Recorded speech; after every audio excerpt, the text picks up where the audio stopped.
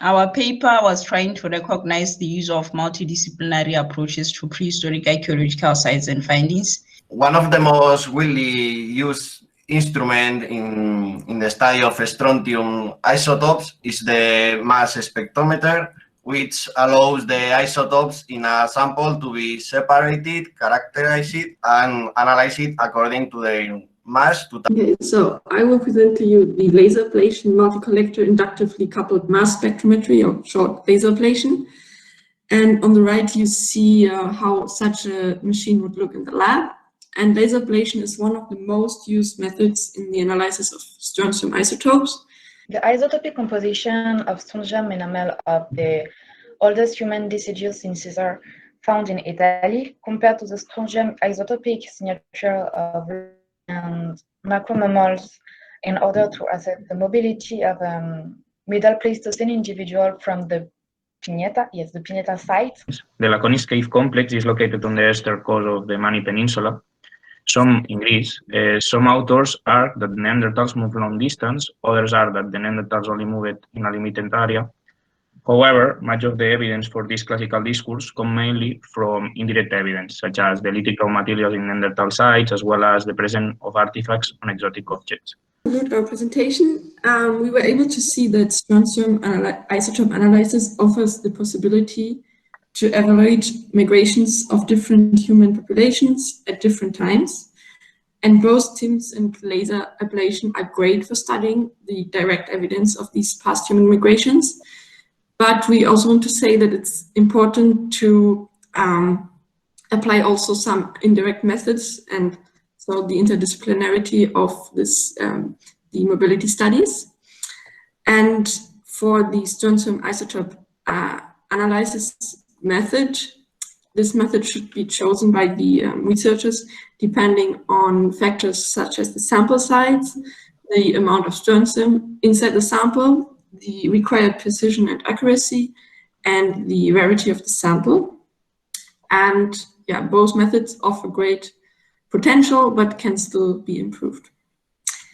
And our thanks go to our tutors, Judy and Carlos, and to our audience. Thank you for your attention.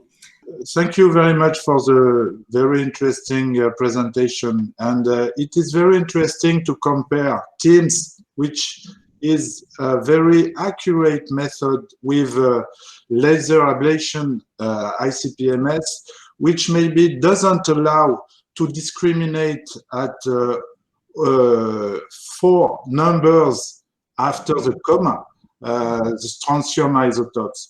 So I would like to know if it exists a database in Italy for strontium, because what did you use in the paper, not you of course, but what did they use as a database for comparing the results? Hello everyone, I'm Said. This study was done by Maria, Peng, Mark, Ziad, and I. Concerning the Atapuerca site, the main purpose of the study was to assess the diet of those large mammals, and so they did almost the same thing. They break the material and dissolve the material in order to extract the wanted elements. So now to conclude, we show that several methods are used by scientists nowadays to study an archaeological site and infer the paleoenvironment, paleoclimate, and paleoecology of animals and human remains. Using the properties of isotopes and pollens, all those studies point out the importance of improving the techniques and methods in scientific research. Without their improvement, scientific research would be paralyzed and no further knowledge would arrive. Thank you very much for your attention. Thank you very much for your work. The oral presentation confirms what was my feelings when I read your document. It means a lot of work. Marie? Yes. Yes, maybe just the same remarks.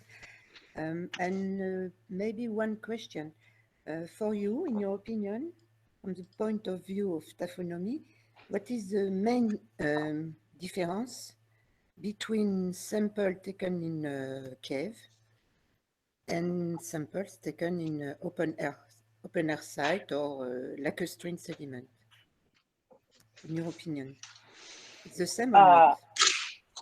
For example, I've been working with the isotopes, stable isotope studies, and during reading the papers and the stuff, I saw a big difference between Argos cave, that it's a cave, so there's different process, post-diffusional process, and different alterations.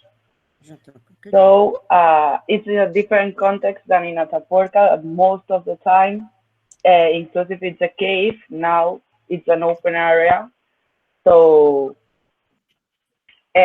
well, now it's an open area. It was a cave, but the process, post-depositional processes, are different.